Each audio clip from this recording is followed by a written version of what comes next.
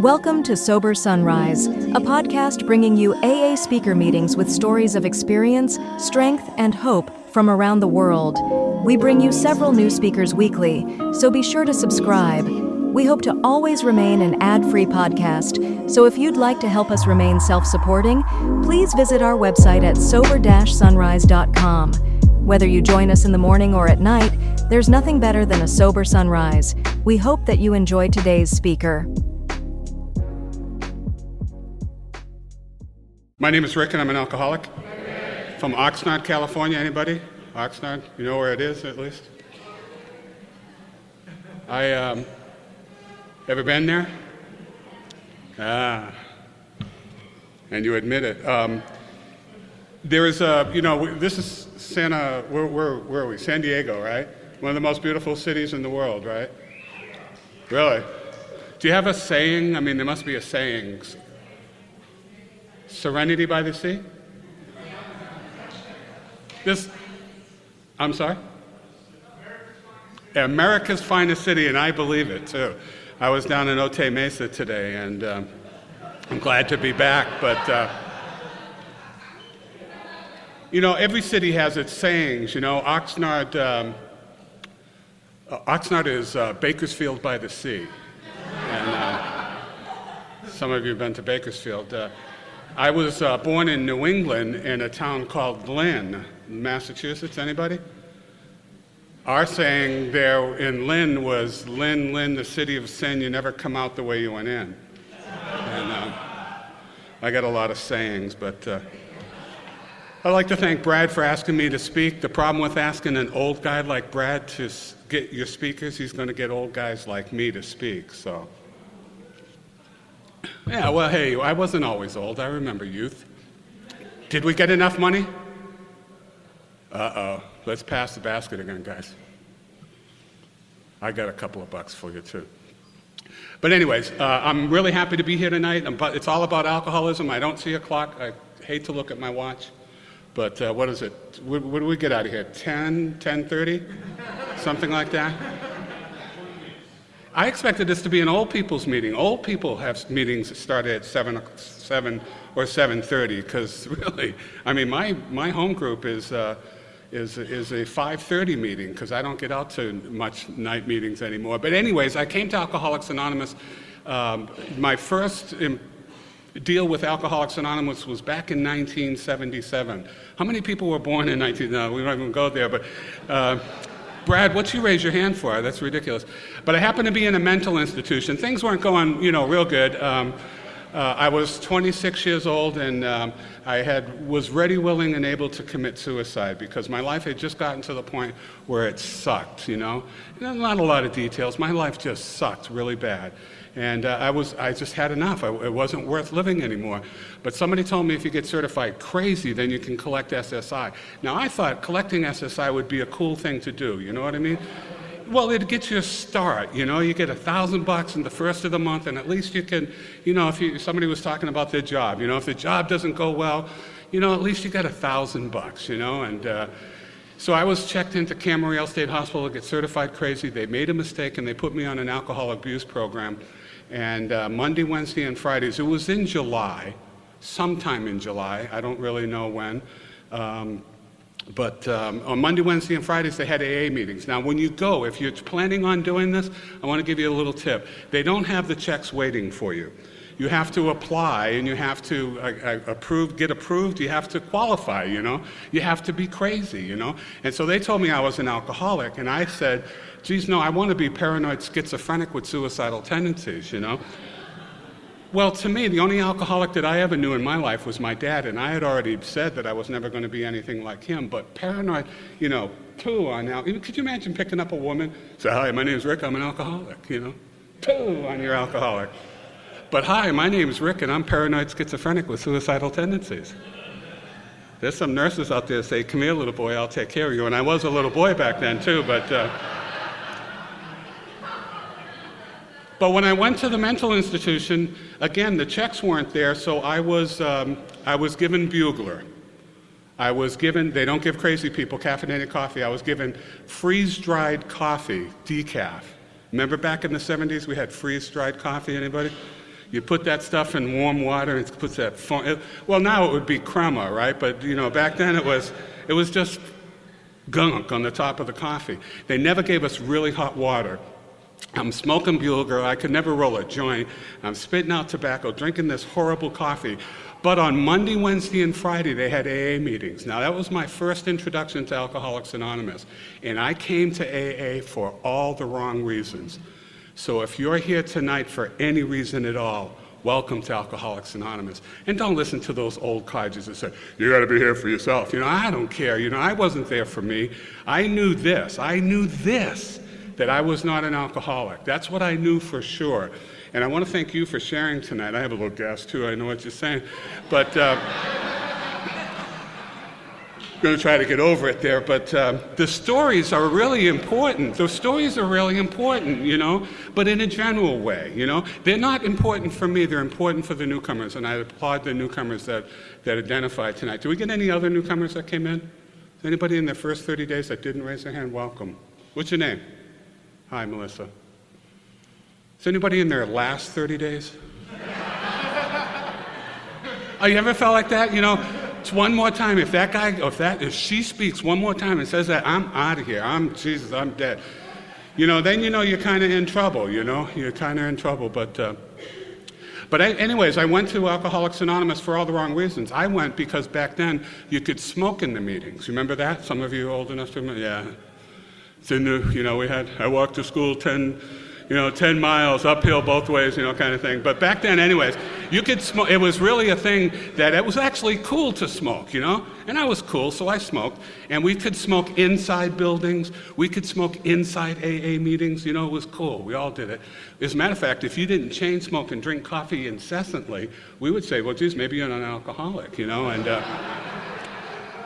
And this would be a nice room because it would be clearer, but the smoke ring would be by 11 o'clock when this meeting is over, the smoke would be down to here. And in a regular meeting, with a regular ceiling, by the time you get up, you were sitting and, the smoke was right there. And it was really cool. It was really cool. Smoking all the cigarettes. And, one of these silly things over here, it says attraction rather than promotion or something like that. What that means is that we try to live our life in such a way that people would be, hey, what's up? What's different about him? What's different about her? Oh, he goes to Alcoholics Anonymous now. Oh, I don't want to hear about Jesus, But what's different about him? And so it's attraction rather than promotion, right? So they know how to attract me. I'm a mental patient in a mental institution, Camarillo State Hospital. So you know what they did? They brought in filtered tip cigarettes. They brought in cookies, and on Friday nights they had cake. And I'm coming to Alcoholics Anonymous. And what do you want me to say? Alcohol? Okay. There was a couple of problems. One, I wasn't an alcoholic, and two, there was a lot of old people in Alcoholics Anonymous. I mean, I'm talking old. Some of these guys were 45 and 50 years old. It was horrible. I went to the meetings with this guy, Ralph, and, he was a great guy, but he was 45 or 50, probably should have stopped drinking by then anyways, right? And he came to the meeting with his liver, because his liver was out to here, and I didn't know anything about. I was 26, I was still only 5'6", but I was 26, but he used to bring his liver in, so we'd give him 2 chairs, and I'd poke him. Well, he took up a lot of room, and I'd poke him, and I'd say, geez, you ought to listen to these guys. It's too bad that I'm not an alcoholic. Again, I'd run to my therapist, and I'd say, can I be paranoid schizophrenic with suicidal tendencies? He'd say, no, Rick, you're just an alcoholic. Go back to the... Yeah, that's what I said. So I came here, and I listened to what was going on. None of this applied to me, but I listened, and the stories were wonderful. People talking about... I'm going to tell you a couple of stories about what I did, but they were talking about stuff that, I'd look and I'd think, geez, you could have got away with that if you just shut up, But no, guys and gals would come in, and they'd tell stories on themselves that they shouldn't have told, that they could have got away with, and they would just, and I thought, geez, what's going on here, We had Father Martin films, if I did Chalk Talk, Yub Jubba Doo, Chuck C., Clancy, all those wonderful people. I had an opportunity to meet Chuck C. back then, and And we had all these wonderful things, or you had all these wonderful things, and I'd say to guys like, Ralph, why don't you listen up here, because this is really good stuff. It's not going to work for me, because nothing's ever worked for me, you know? And besides, I'm not even an alcoholic, and even if I was, nothing's ever worked for me. I'm just one of those damn Wilson boys, you know? If you grew up in my town, you were instructed by your parents not to hang around with me, because I was just a punk. That's all I've ever been, is a punk. Well, I'll fast forward a few years. Because my sobriety was given to me by the people in H&I, I got involved in H&I. And I'm still involved in H&I. And I go to CMC up in San Luis Obispo. It's a men's colony. It's a prison. Most of the guys are in there for life. A lot of them, when I first went in there, I said, geez, I wonder what these guys are in here for, you know? And then they started telling me, and I thought, God, I don't want to know anymore, you know, because... You know, thank God for places like CMC, you know, because these guys, a lot of them, you know, they really need to be there. And but one night I was up there and I was a little nervous and had gas and you know, I just eaten but I was nervous because I'm in a it's not a federal, but a state pen, you know, at maximum security with criminals, you know, I mean bad guys. And I said, you know, I'd never been anything but a punk before coming into Alcoholics Anonymous. And I look in the back, and there's a guy, and he's smiling. We make eye contact, and I think, geez, you know, even though I've never been to prison, I still get something to give, and I felt good about myself. At the end of the meeting, this guy made a special attempt to come up. We had that special prison hug, you know what I'm saying? And then, and on the way out to the car, one of the guys says, hey, do you know what a punk is in prison?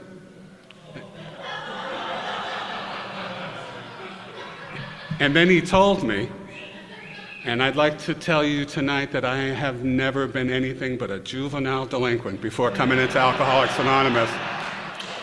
Not that there's anything wrong with that, believe me, but I was just a juvenile, a punk kid, you know, just hanging around, you know, just, you know, breaking stuff just to break stuff, you know what I mean? We would just stupid stuff, break windows, break your antenna on the car, and then, you know, and so your parents told you not to hang around with me.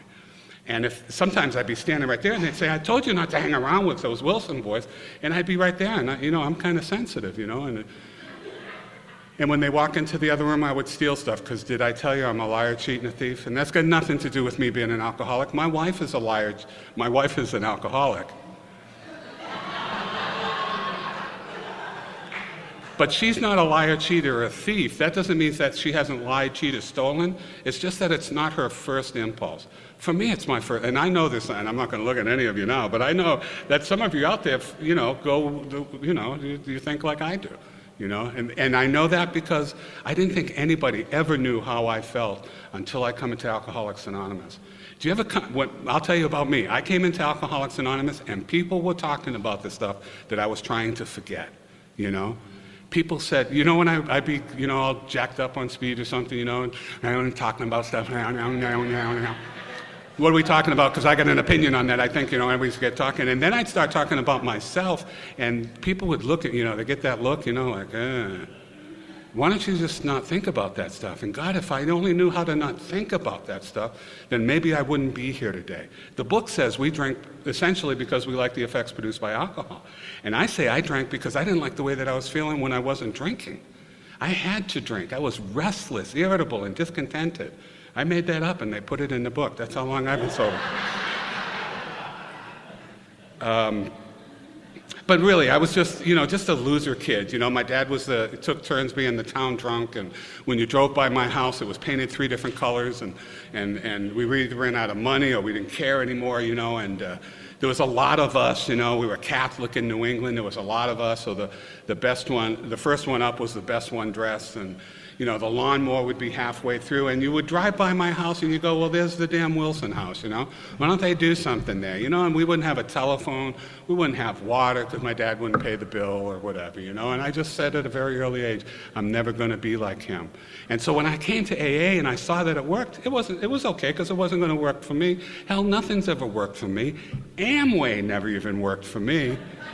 Well, I didn't have 6 friends who needed that much soap, you know? And so anyways, I came to Alcoholics Anonymous. I was at the end of my life, and I'd like to be able to tell you since that time in 1977, it hasn't been necessary for me to drink, but it has been. It's been necessary at least 100 times you know, when my brother died as a result of Vietnam, when my mom passed away, and my mom is just a sweet little old lady, you know, she's my mom. When my girlfriend left me, when she came back,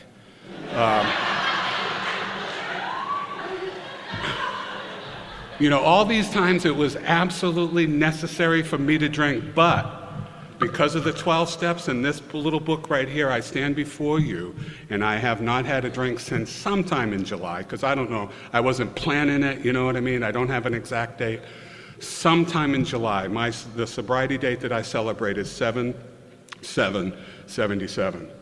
And so as of this year, I think it's 31 years. It's a long ass time, and I don't want to scare the newcomers and think I didn't come in here to get sober for, you know, maybe 31 days, you know, maybe, but 31 years. And when you came in and told me about you staying sober 7 years, and guys go, wow, he's sober 7 years, and I thought, who cares? I mean, who the hell would want to stay sober 7 years?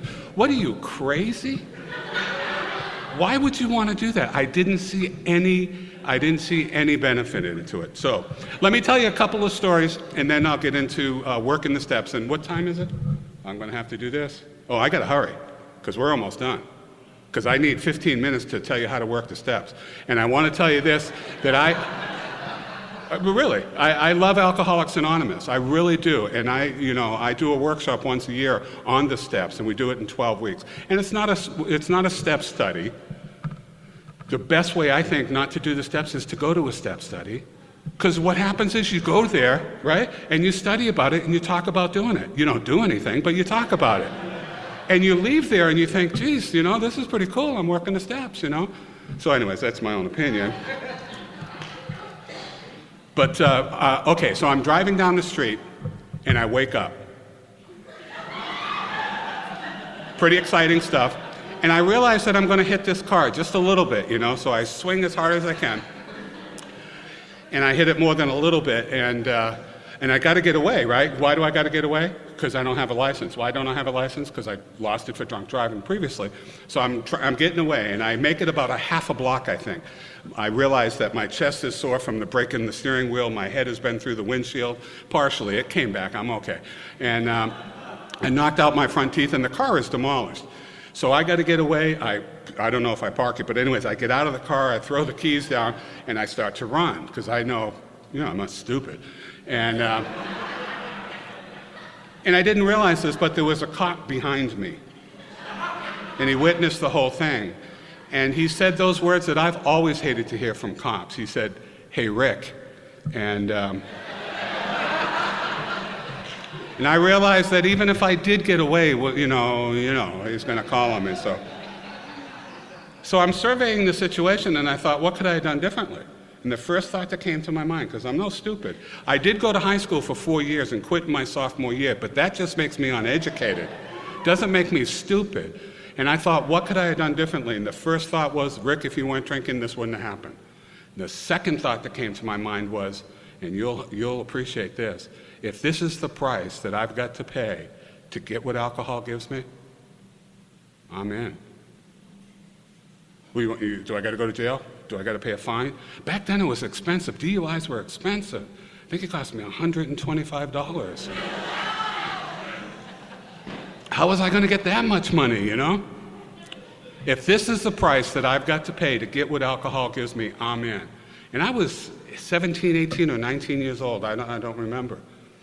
And it didn't happen every time I drank. You know, it really didn't. You know, it only happened 2, 3, maybe 4 times a year. But if this is the price that I've got to pay, I'm going to drink. Excuse me, get out of my way. It doesn't matter. Besides, I'm only hurting myself. Who's talked about only hurting myself? My friend, is it Tony? Troy. Todd. The guy with 7 years, he knows his name. Talked about that note that you wrote, that your sister wrote, and how important that is, you know? How when I think I'm only hurting myself. When I was in that mental institution, they said, we went to therapy, right? Anybody been to therapy? Yeah, I know.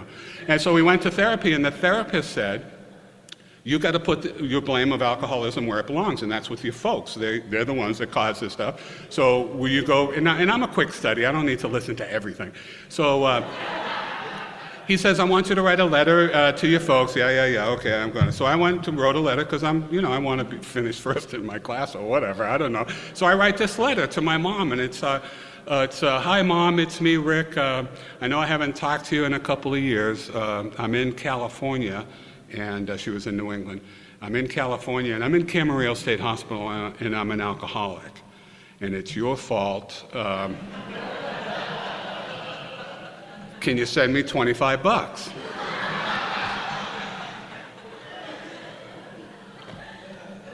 And I get a letter back, and I mail it, and I go to therapy, and they said, okay, everybody take out their letters. And I said, I've already mailed mine. And the therapist said, you did what? And I guess I wasn't supposed to mail it. It was a therapeutical thing. And so I get a letter back in a week or so, and my mom's a 4-foot French-Canadian lady, and she married to an animal. She's married to an animal. I've never heard her swear once. She'd slam her finger in the drawer, she'd say, fish cakes, applesauce, and ice cream. I swear to God. Fish cakes, applesauce, and ice cream cone. And when we try to talk about her dad, she says, you guys just never understood. She's that kind of a lady, just a sweet little, and she's my mom, and I'll fight you for it, okay? But anyways, I get a letter back, and it says, and I can feel it says, Rick, if there's anything that we did to cause your pain, what can I do? What can I do to make it right? And it went on, and it was a very moving letter. And I realized at that point that I was not the only one that I was hurting, that there was other people, even if they weren't around, that people get affected by our drinking, just as people get affected by our sobriety. But it's more noticeable when we're drinking, you know what I mean? When you feel good, I think you said it, when you feel good, it's like you feel good, but when you feel bad, man, it sucks, right? And if it's your fault, if I can put it on you, but no, anyways. And then she put in a check for $50. And you know the kind of guy that I am? I said, she could have sent 100, I mean, Jesus. I'm her middle son, She loves me best, Dad's love me best. And, okay, another time I'm driving down the street. I like to drive a lot, I'm driving down the street, and I realize I'm drinking whiskey, so I must have got paid, because I've been drinking Boone's Farm apple wine for a while. Because I'm going to drink, it doesn't matter. I prefer a whiskey because I don't have to urinate as much, right? There's less maintenance to it. But whiskey is poison, isn't it? I mean, I don't know, I'll speak for myself. I don't like the taste of whiskey. I tolerated it to get what I needed out of it, right? Just like I didn't like sticking needle in my arm. Okay, well, I did like that, but I didn't like the taste of whiskey. As a matter of fact, it would try to come up. But Boone's Farm apple wine, anybody drink Boone's Farm? Or any other? Do they still make that stuff? I don't know, I didn't do it. But, I don't really think that it's apple wine. I think they just make it near an apple orchard. So it kind of, I don't know about you, it's chemically produced, But it did its thing, And one of the things that it did for me was not only, lift me up spiritually, it would loosen my bowels, And, well, you know what I'm talking about. Cheap wine loosens your bowels, So I would handle that, but now I'm driving down the street and I got whiskey and I'm trying to pour whiskey down my throat and I'm going to throw up. Do we get any pukers in here? I'm going to throw up. And I'm driving down the street, I got clean clothes on, I must be going out, right? Because why else would I be driving? And I don't want to waste any time, you know what I mean? Because I got to get there, it's not here, it's over there. I'm going to get there and it's going to be different, you know what I mean? And so I'm going to go there. I'm going there and now I got to throw up. Just a small thing, I'll just pull over, throw it up. And I get the car stopped, but I don't get the door open, and I heave, right? And is there anybody here? I guess really, the lesson is don't try to stop it if it's coming up. But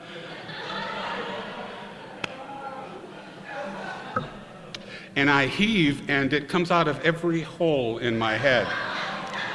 Between my fingers, out of my eyes, I believe it came out of my ears, all over the front of me, all over the windshield.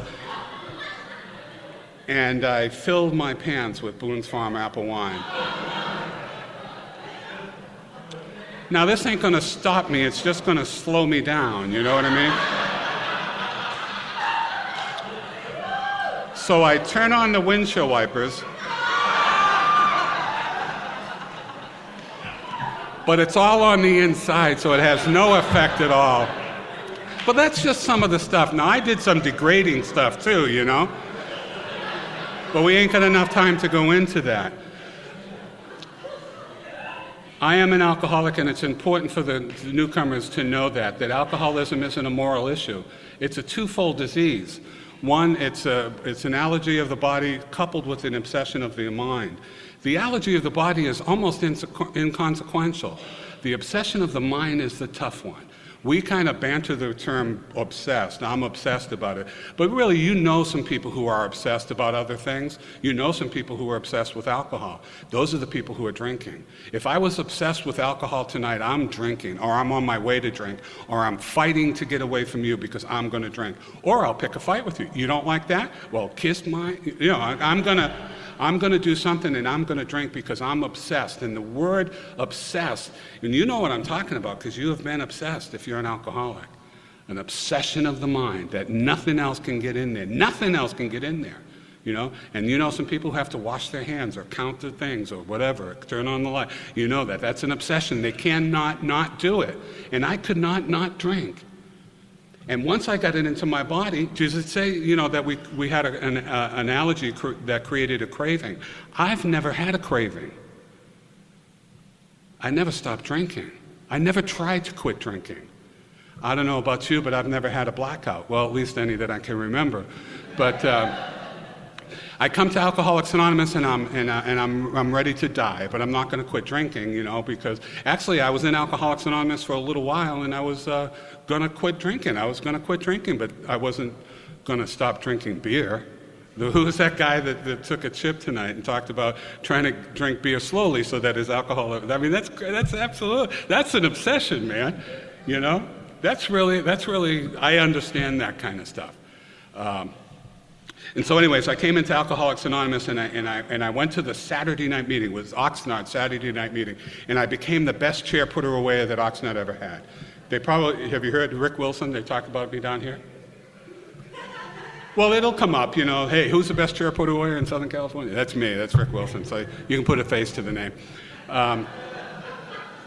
But what happened was, I'm not a sports guy. I don't know nothing about those Padres or nothing. I don't know who Derek Jeter is. I don't even care, But, if somebody come in and they said, because a couple of things, they say, hey, how about Derek Jeter? What does he play football or something? I don't know. But, they'd ask me, and I don't want to feel stupid. Hey, or just as important, they say, what the hell are you doing here, man? Did that ever happen to you? What the hell are you doing here, man? Don't you know what you did last night? That happened to me a lot. And the answer is, yeah, I remember what I did, because I don't black out. I remember every rotten thing that I've ever done. But if I'm putting away your damn chairs, and somebody said, what the hell are you doing here? I'd say, hey, man, I'm just putting the chairs away. How about Derek Jeter's? Hey, let me get those chairs put away, and I'll get right back to you, I could, a nice day kind of thing, but that was about the limit of my thing. So anyways, I started putting away your chairs, and I used to sit right up front because I was instructed to, and I look over and some damn newcomer come in, and he started putting away my chairs. So I watched him. And he wasn't very good at it, so I felt, So I would put my chairs away, and then I would run away around and put his chairs away, 10 minutes. We can't work the steps in 10 minutes. We can. I bet we can. There used to be, there's a story in the back of the book. Let me tell you about the chair putter away first. He wasn't very good at it, so I went around and put his chairs away. Is it really 10 minutes? I've been having a good time here tonight. 15. Well, is it really almost 10:30? Oh, shit, we're running out of time. You guys are never going to get sober. So I was putting the chairs away, and he was putting the chairs away, didn't do it very good. I ran around and put the chairs away better than him, and I felt secure because he wasn't very good at it. But something had happened. I started putting away your chairs. Now I'm putting away my chairs. One night, and I don't remember when it was, I started putting away our chairs, and I've been a member of Alcoholics Anonymous ever since because I say so. I heard a guy say, I love you, and you can't do anything about it. But working the steps, and that's what I'm going to get into, working the steps. This is a very important book here. I know I'm a wonderful guy and, I've got a lot of stories, but the book is really what it's about. And in the book, it's got 12 steps. In the book, there's a story in the back, and it's a guy who talks about working with Dr. Bob.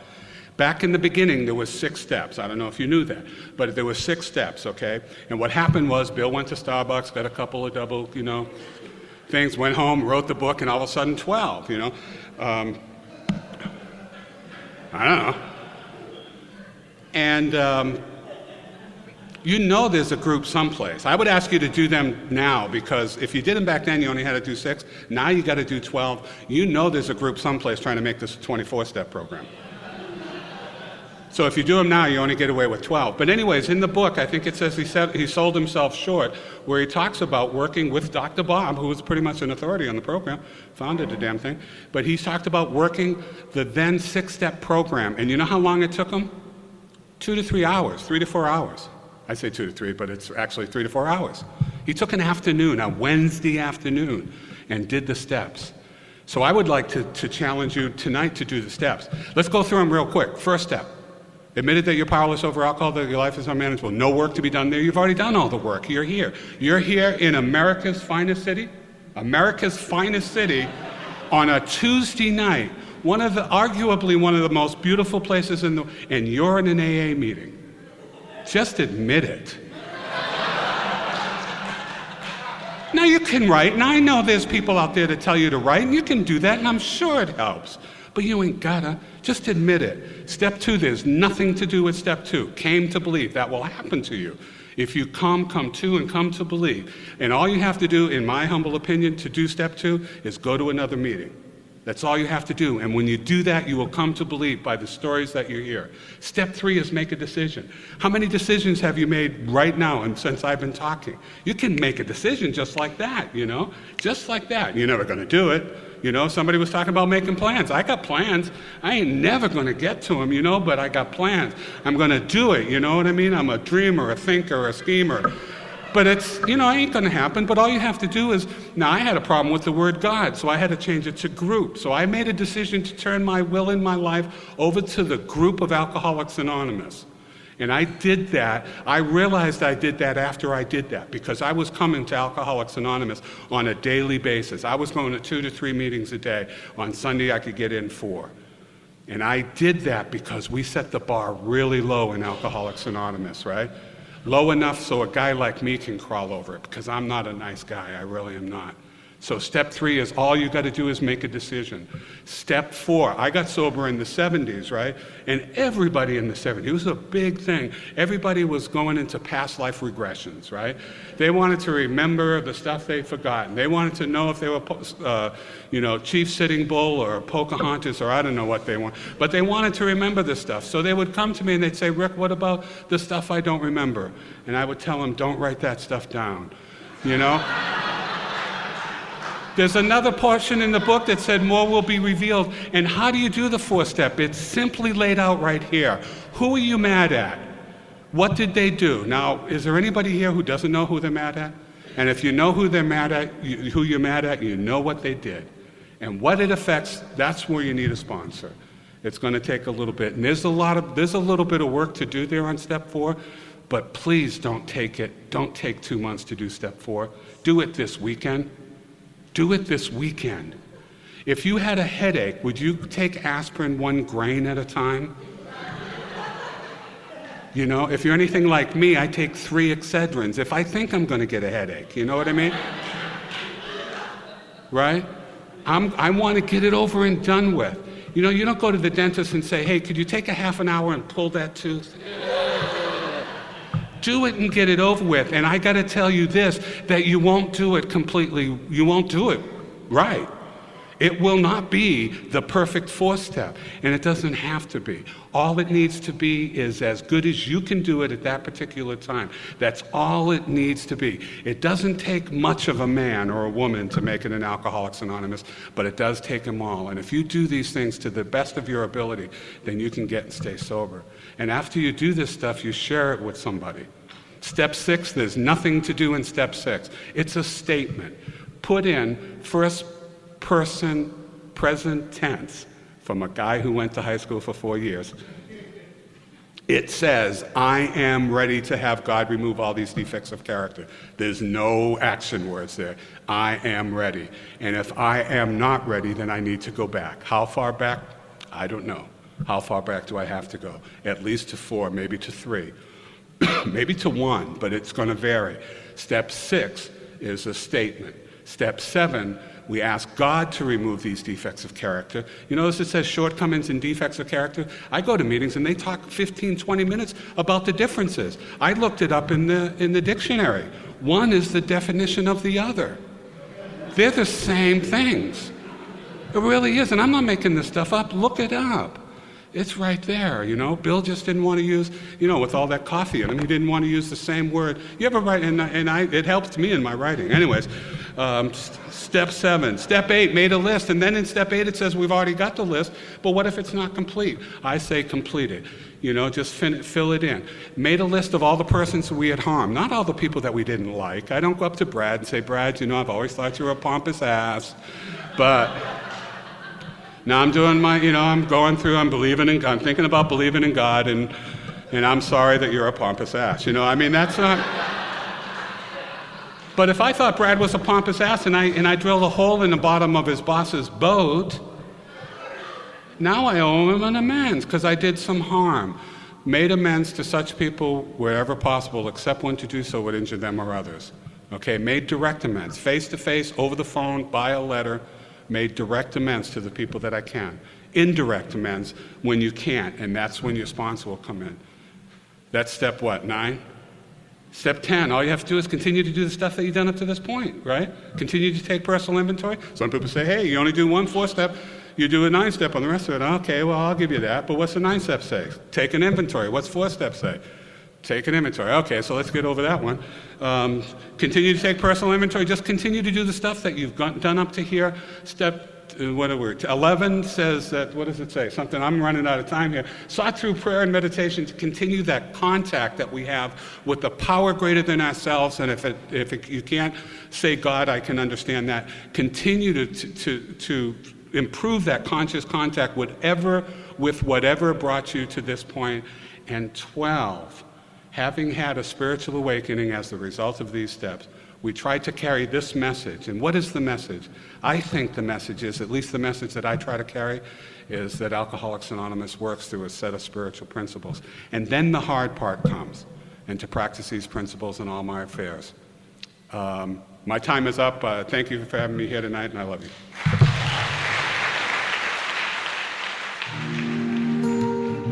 Thank you for listening to Sober Sunrise. If you enjoyed today's episode, please give it a thumbs up as it will help share the message. Until next time, have a great day.